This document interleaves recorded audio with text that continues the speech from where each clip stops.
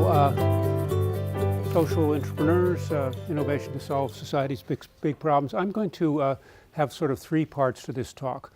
The first is how did entrepreneuring come into being, which is, it had a funny beginning, so that might be amusing. Then I'm going to tell some case histories and stories about people who are entrepreneurs and pull some lessons out of them. And then I'm going to do a little skills building piece around how to sell your idea and actually get funded. So that's the plan. We'll see how it goes. So entrepreneuring, you might say this is a little strange. How did blacksmithing lead to entrepreneuring? So I was a blacksmith. We had 20 smiths actually, and showrooms in 10 cities, and we were doing really well, having a wonderful time pounding out various wrought iron things. And then we were discovered by Mexican iron workers. And the truth is that there are people in Mexico who are really good blacksmiths, probably even better than us as far as I know. I don't know about that, but in any case, they were much cheaper than us, and they were selling stuff at wholesale well below our marginal cost of production. So we were basically out of business, right? And we tried to fix this in various ways. And by the time I closed the business, having sold it 3 times and gotten it back each time, I owed the bank $80,000. The interest rate was 23%. I had 2 young kids, and I was an unemployed blacksmith. So the situation was a little dire at that point, and I figured something I had thought I would never have to do in my life. I would actually have to get a job as opposed to running a business on my own. And so I began thinking about, okay, what kind of job would I want?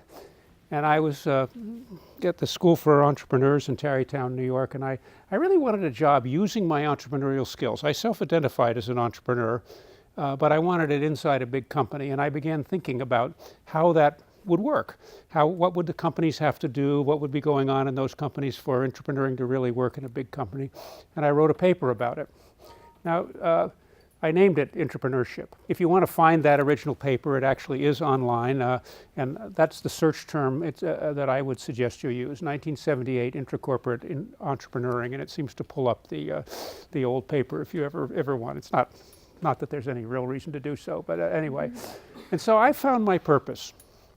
And my purpose, as I saw it, was to liberate people at work, which is because I wanted to be liberated at work myself, and thereby to build a better world. Because if you think about the values of Wall Street, and then you think about the values that people have, most people care more about things like the environment and social justice and so forth than Wall Street does.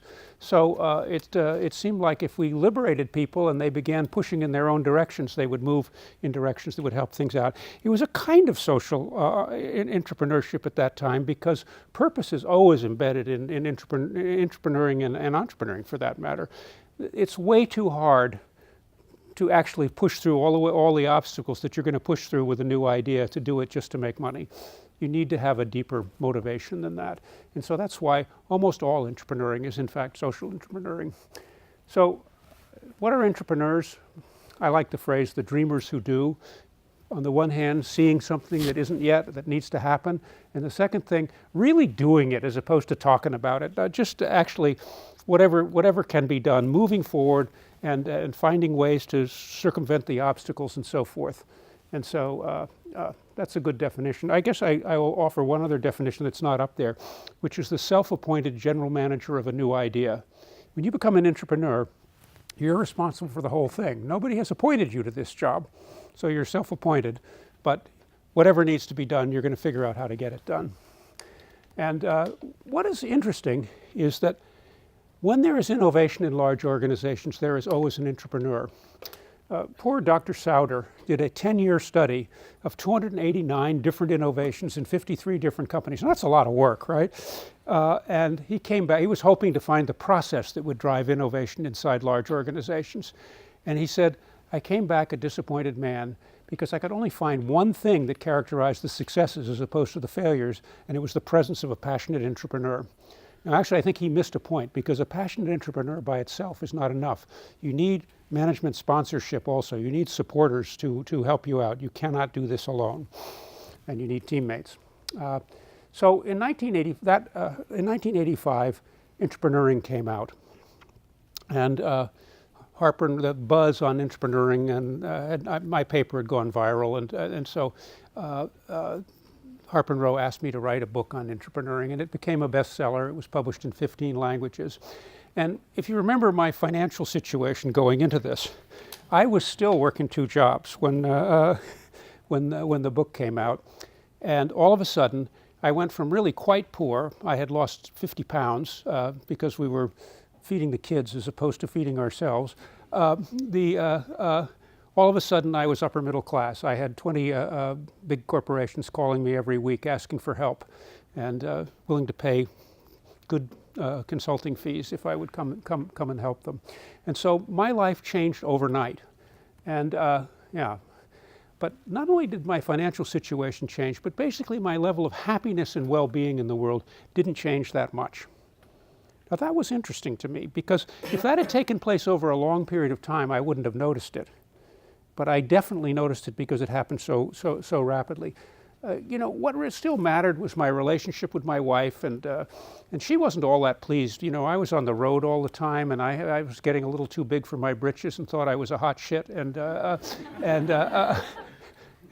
I needed to be brought back down to earth. And as for the kids, I wasn't really seeing them that much because I became Uncle Dad. At one point, I was on the road 80% of weekdays, running around giving speeches and so forth, and so this had to stop. Actually, that stopped rather quickly when my wife said, "It's them or me." And I still was struggling with a purpose, which was liberating people at work that we were just beginning to do something about. So we got to work with a lot of companies, as you can see there. If you think of a company, we probably worked there, and had a good time. But we were still not necessarily achieving everything we set out to do. And I noticed that in big companies, something called the Friedman Principle was in effect. And the Friedman Principle says that it's immoral to do anything for the employees, immoral to do anything for the environment, immoral to do anything for social justice or future generations if it takes 1 penny away from shareholders. Now that's an interesting definition of ethics, but they in fact were teaching this in business school. And it was responsible for a lot of the things that we are looking at in our society that we don't really approve of, right? Because we're whole human beings, and we should be taking a whole human being attitude towards the decisions we're making. And instead, we were being taught this very narrow set of criteria for how to make decisions, which were in fact destroying the world and will lead to the destruction of our civilization if they continue. So we were deeply troubled by that. And since we were doing okay, things were going on, and then I took a little time out from the consulting to be the CEO of an internet security company. And when we sold that in '98, we were sitting pretty. And so, what to do next? We had to give back to the world, and we began looking at 4 leverage points that you could use to change the world. There's working with customers to get customers to be more activist about who they buy stuff from. There were lots of good people working on that. We didn't think we needed to. We could work with investors on that. We had lots of friends who were working in the investment space trying to do socially responsible. There were activist groups. I had been a civil rights organizer, and I knew that. But at the same time, with regard to the kind of issues we were struggling with, there were a lot of activists who were pushing on companies. And we thought if you pushed much harder than that, well, you're going to get flashback and actually reverse progress rather than forward progress, which we have seen recently. And so we were left with people in business. What if the people in business themselves were the driving factor in pushing all this forward? And so we thought, well, what we have to do is we have to work on changing the way people think as employees as opposed to as consumers, and empower the people who already had good purposes with business skills. And we created the world's first school of sustainable business. Now, this is the world's first school of sustainable business. And here you see our theory of change. Okay, we're going to launch our students out into the business world as intrapreneurs and entrepreneurs, and they're going to be making the world a better place.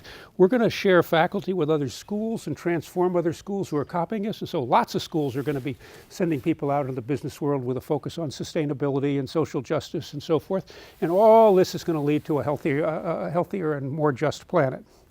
And so this was really a lot of fun. There's you can see our school sitting there. Typical kind of cultural thing to be meeting in circle, right?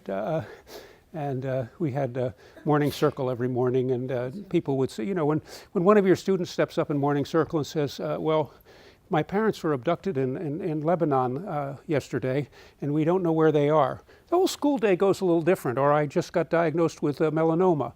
The whole school day, takes a deeper, more purposeful, more meaningful, all right, we're going to pay attention to what's going on in this room, because real things are happening here. And we had those kinds of relationships inside the school. I'm proud of that. So here's an example of one of our graduates. Actually, she was a student when this story took place. So she was just starting graduate school, and she was working for Columbia Forest Products, the largest producer of hardwood plywood in the country.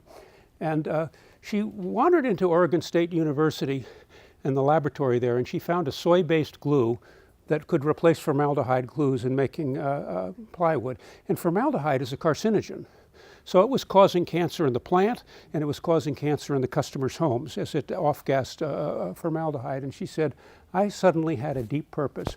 I was going to get rid of formaldehyde glues in the plywood industry. That's a social goal, right? It's a big goal, particularly if you're just a young lady, right? And she struggled to sell the idea. The manufacturing department stood up against her and said, wait a second, formaldehyde glues are code. You understand the word code? That means it's okay to make them. And these glues, yeah, they seem to have the same characteristics and be just as strong and durable and everything, but who really knows? We don't want to put those on our plywood. And they worked on the industry press, and the industry press began writing really nasty articles about Elizabeth Whalen, saying that she was trying to destroy the plywood industry and so forth. So you imagine a young girl who is suddenly being attacked by her entire industry, not even just her own company. And she said, I'm not sure how I continued. I was in school full-time, I had a full-time job, and I got pregnant, and it just seemed like almost too much, right? And then she said, but I knew it wouldn't happen if I didn't do it, and I just couldn't let all those people die. And so this is what happens when you become an entrepreneur. You connect up to a purpose that is so deep that you just can't not do it. I like to say, not that an entrepreneur has an idea, but an idea has an entrepreneur. And when it takes a hold of you, you feel so strongly about it that you're going to find a way to do it somehow. There was no way to solve this problem inside her company because the forces were lined up against her. So she went down to California and she organized 14 nonprofit organizations who were interested in health. And they began beating on the California EPA, and the Air Resources Board launched a regulation that said the amount of formaldehyde that plywood could off-gas was so low that basically you couldn't use formaldehyde glues unless you were willing to store the plywood for 5 years before you sold it. And so that was pretty much the end of formaldehyde in California. Now, think about what this is. If you're the only company that can sell plywood in California, do you think that's a slight market advantage? A little bit, right? So this was very profitable for the company. And I like people to understand that social entrepreneuring does not mean that you are not making big financial differences for your company. It can mean very big financial differences. And in this case, it did make very big financial differences. And first, they had that competitive advantage. Then they began selling the glue to other plywood companies at good prices. And so they, in fact, ended up with there's no formaldehyde glues left. And so she accomplished her dream. And she said, this is not only highly profitable, but it was so deeply satisfying that she would never take on a job unless it was meaningful to her in the heart as well as in the head. That this is the way to live, is to be doing something that really matters and that you really care about. All right, what made this work? The curiosity to be wandering around the lab at Oregon State University, a very important part of this, right? To be a good social entrepreneur, you have to open your scope of vision up and begin seeing things. And when you see them, you need to think about them and say, what can I do about this? And she found a meaningful purpose. We've done enough with that. She obviously had tremendous courage to do this, right?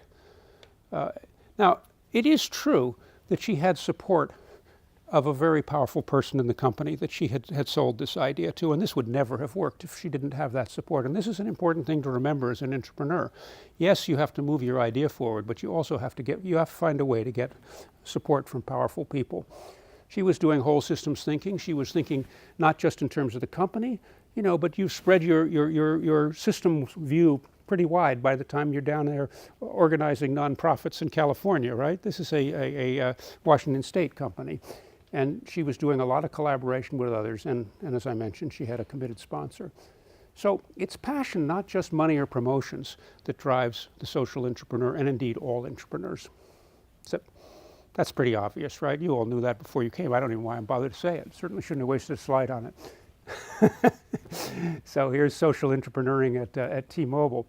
So Chi Pak, another one of my students, was frustrated by cell phone waste. He was head of sustainability at T-Mobile, and he watched these cell phones, perfectly good cell phones, being thrown into a bucket when they were turned in and shipped off to China to be disassembled, and thereby poisoning people in China.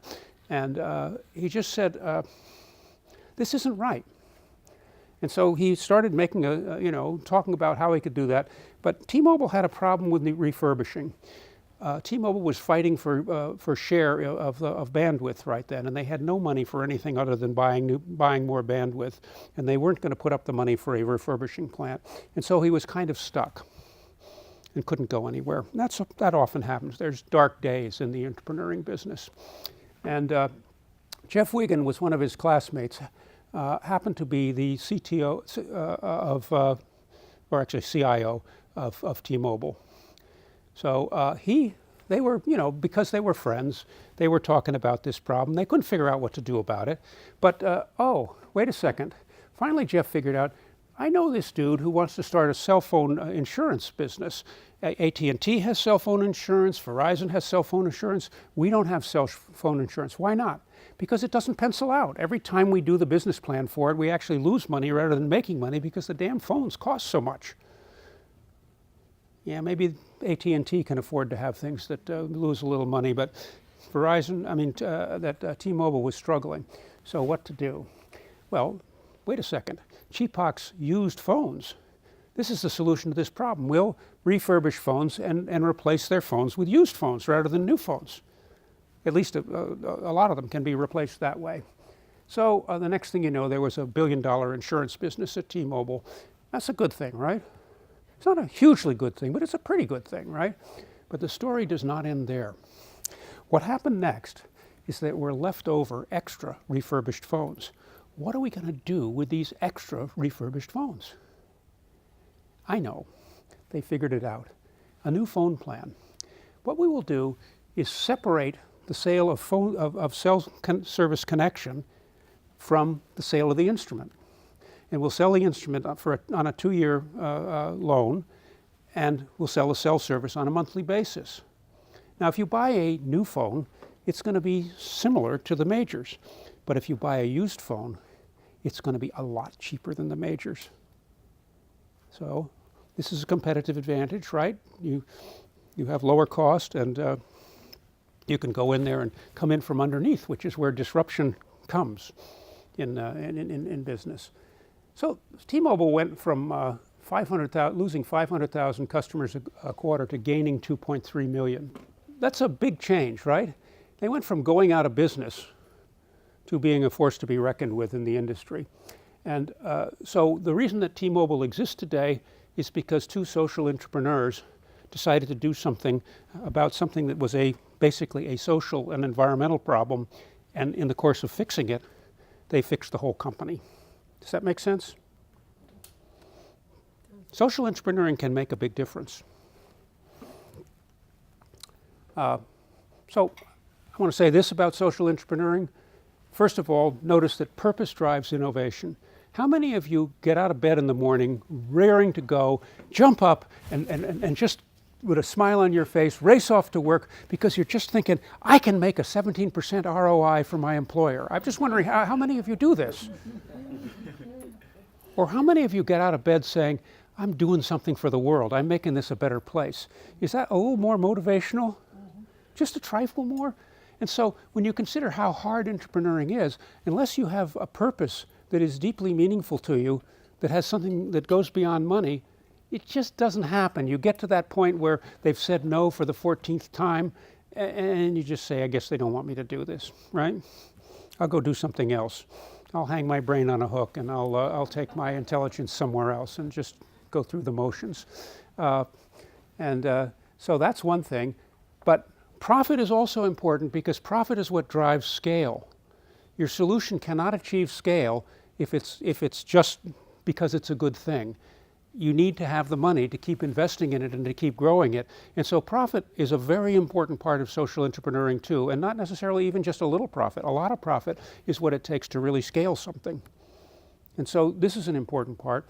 And so as a social entrepreneur, you need to care about the impact on people because that's where the heart is coming from. You need to care about the impact on nature because that's where the heart is coming from.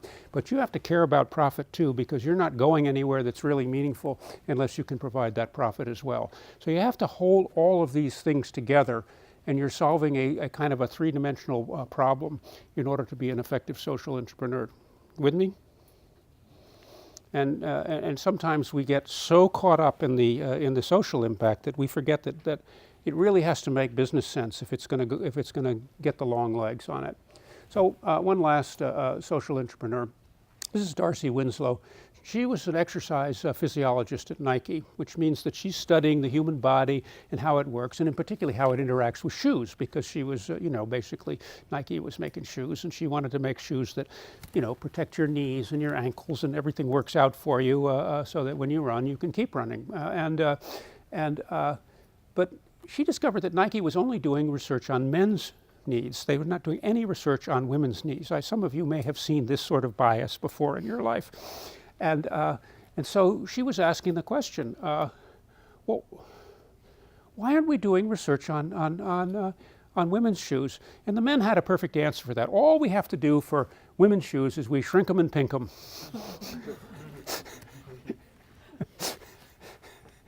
And this was really making Darcy mad, right?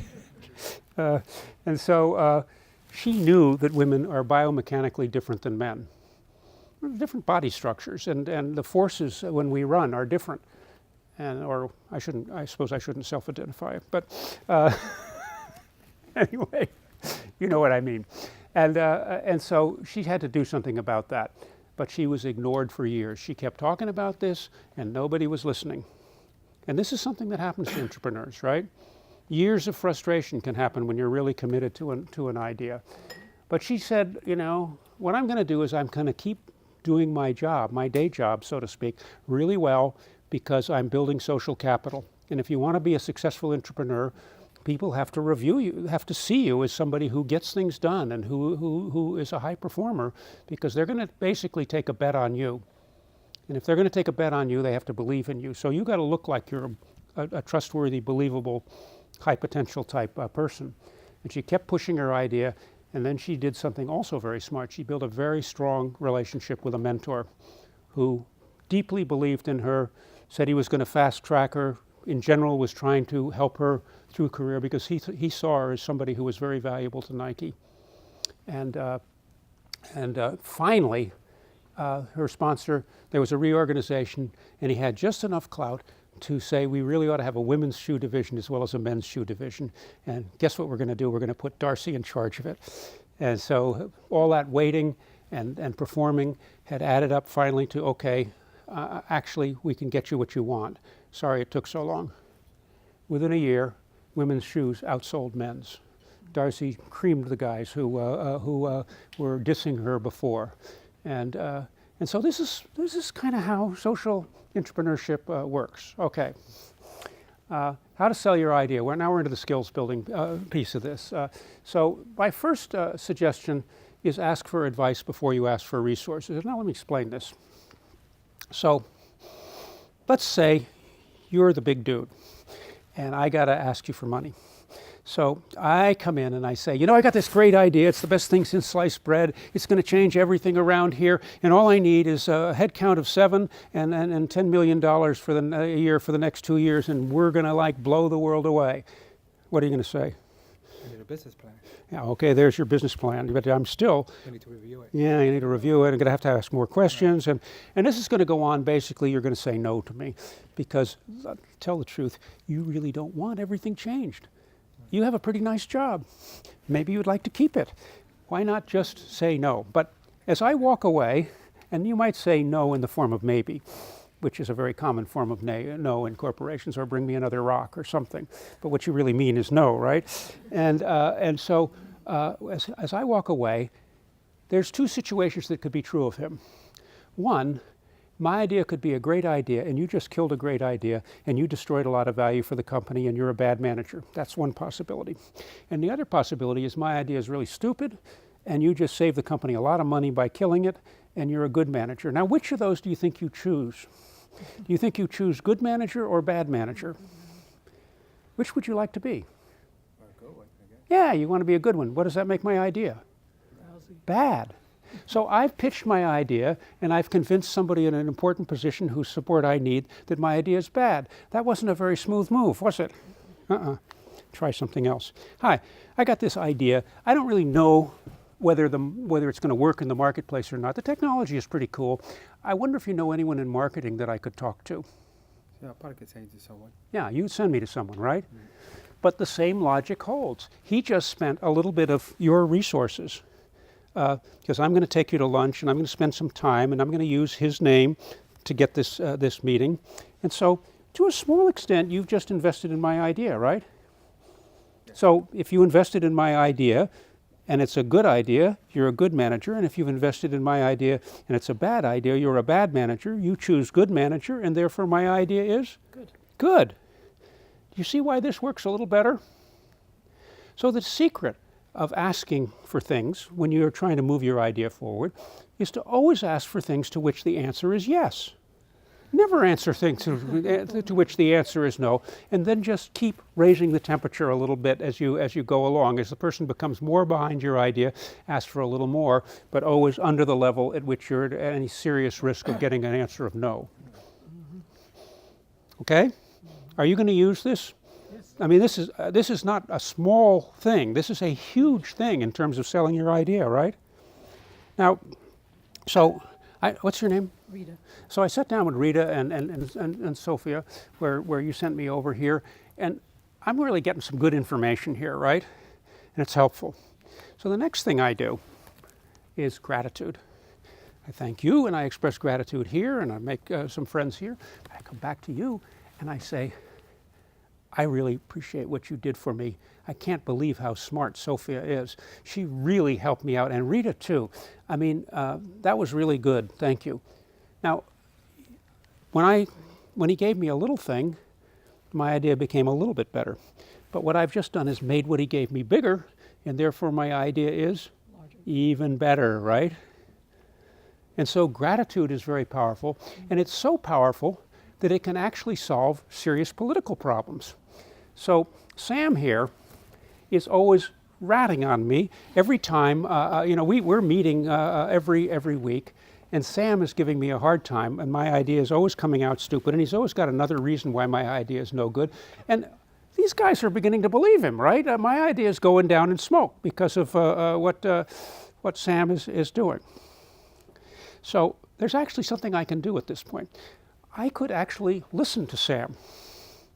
He might actually be saying something intelligent. I admit that it doesn't seem right to me because I'd rather, believe that he's a stupid person, otherwise he would be supporting my idea. But if I can do the emotional weightlifting that's necessary to actually listen to him, I can go away and check out what he was saying. He's offered some things that he thinks are wrong with my idea. So I check them out, I talk to people, I'm finding out what's really going on in the world. And lo and behold, he actually said something sensible, right? Does that make sense? Mm-hmm. Probably must have been something sensible he said, right? And all those comments, right? And so I come back and I say, Sam, I must tell you, I really didn't like it when you were saying that in the last meeting. You hurt my feelings. But I went out and checked it out, and you were right. And I want to thank you because I was running straight into the wall. The whole thing would have crashed and burned if it wasn't for you. Thank you very much. Now, what's going to happen? He's going to look a little differently at me, right? I actually listened to him. What a change, you know? And so he's a little less critical, probably still critical, but a little less critical. This happens again, more gratitude. And the next thing you know, he's my biggest sponsor. Do you follow this? Because I'm actually paying attention to what he's saying, and I'm actually grateful. Now, there's one thing about this trick, though, that is really important. It doesn't work if you're not actually grateful. And that can be emotionally difficult, right? But you have to work with your heart until you can do this with total integrity, or it won't work. Unless you happen to be that 1 in 200 people who is a really accomplished con person, which I doubt any of you are. And those people eventually get spotted in the corporation anyway, so it's not a long-term workable strategy. So you have to actually value what your critics are saying in order to express gratitude to get your idea to go forward. And then a coalition of sponsors, not one, several sponsors, godfathers, champions, whatever you want to call them. You need a bunch of these people, and you need to have strong relationships with them, which are personal relationships, relationships of trust, not show them a PowerPoint every year and then they agree to fund you for another year. No, this is like back and forth conversation. So what makes innovation happen? Well, this is going to be a great set of slides. So there's the it begins with the entrepreneur. The first thing that happens is the entrepreneur has to gather a team and begin developing the idea with the team. Then you get your sponsors, and they then have a relationship first with the entrepreneur and ultimately with the whole team. And so finally, there are the climate makers who are creating the climate within which all of this happens. And those are sort of the ingredients of how entrepreneuring gets going in an organization. I want to tell you that you all are lucky people. You're living in a time of a fantastic level of innovation. We're living in a world of disrupt or be disrupted. We're living in a world in which organizations need innovation in a way that they haven't needed it in the past. And so if you take that along with a growing understanding of the need for entrepreneurs, you have the opportunity to make an enormous difference in your life, right? Because here you are, they need you, and they need your entrepreneurial spirit, and they need you to guide them through some of the changes which are going on in our society, which older people don't understand as well as younger people in general. So you have leverage. Doesn't seem that way sometimes, but you actually are needed. And companies need to recognize the entrepreneurial spirit, otherwise they're going to be dead. And so that's your opportunity, and what you're here for in part is to help to expand the entrepreneurial movement. Through your own success, that's one of the best things you can do, be a wonderful case history of success, and I hope you do. And through networking and through advocacy of entrepreneuring in your organization, there's a world to be changed out here, and I thank you very much.